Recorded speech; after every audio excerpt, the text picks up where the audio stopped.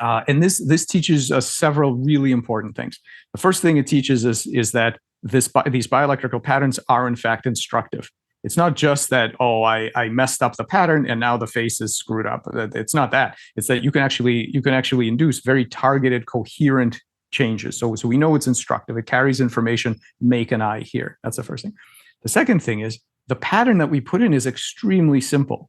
It doesn't have all the information that you would need in order to build an eye from scratch. If somebody wanted to really, let's say, 3D print an eye, nobody's done that. Not even sure it's possible. But if somebody wanted to do that, you would have to have an incredible amount of information. We didn't pass all that information on.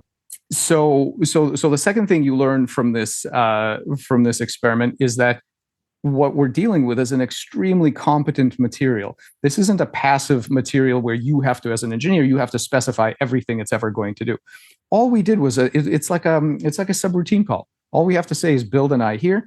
All the stuff that's downstream of that, all the gene expression, all the cell movements, everything else it happens, and then it stops when the eye is built. We don't have to tell it to stop. The third thing you learn from this is something very interesting and I think profound, which is that if you look at the developmental biology textbook, it'll say that only the exterior tissues at the front of the head are competent to become an eye.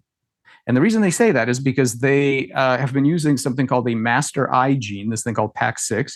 And this master eye gene, which they thought was the sort of top level thing that induces eyes, they would try injecting that into different parts of the embryo, and it never produces eyes except in the very front of the head, kind of roughly where the eyes normally form. So this tells you something interesting. When you estimate the competency or the intelligence of some other system, you're basically taking an IQ test yourself, because what you're really saying is, this is the best I can do in prompting that system. This is what I think it can do. This is my extent of understanding of how to communicate with it.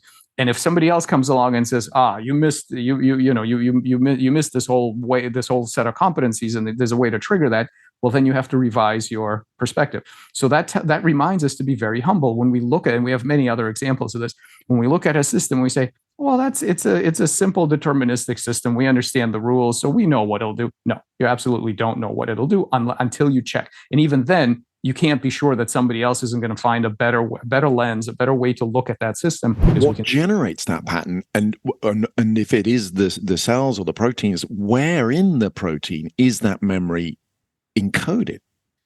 So this is the more difficult question, and I think we need to really make progress on this. We really have to redefine what we mean by where. I'm going to give you a simple example. If you've ever heard of what a Galton board is, so just imagine it's a vertical board like this, and you bang a bunch of nails into it, right? Just randomly bang a bunch of nails into it, and you take a bucket of marbles and you dump this bucket of marbles over this thing, and you could buy this thing as, I think it's $15 on Amazon, and it's a toy that it's very instructive. So you flip this over, you flip the bucket over, the marbles go bang bang bang bang bang, they and then they settle into a pattern. And something amazing happens, which is that if you have enough marbles, they always give you this lovely bell curve, right? This famous Gaussian distribution. And so just imagine you're looking at this thing and you ask yourself, that's a beautiful curve. Where is this thing encoded? Well, let me see. Is it in the wood? Well, I don't see it in the wood. Is it in the distribution of nails? No, you can move the nails around. You still get a Gaussian pattern. Is it in the marbles? You sort of stare at the marbles. I don't see it there either. Where does it come from? So we need to make our peace with the fact that when we ask these questions about where does it come from, the answer isn't in the parts list of the things you worked with. Some of that answer is, and I think this is so. Here's my attempt to understand where it is. I think it comes from wherever the truths of mathematics live. My first answer is, I think they are absolutely as real. Your body is full of selves that have as real, if not the same scale or the same kind of experience as you do. That's the first thing. But now I'm gonna stand the whole thing on its head and say this. The other choice you gave me. So you said, is it real or is it just a perception of the consciousness, right? So I'm gonna go now. Really lean into the second thing, which is this.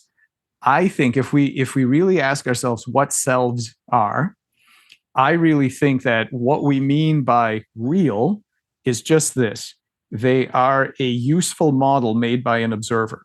Now, that observer is not just an external observer, it's also the system itself. You observe yourself and make a model of yourself as an agent, which I think is really critical. But so the bottom line is, I don't think these two things are a dichotomy. Like I don't think they contradict each other.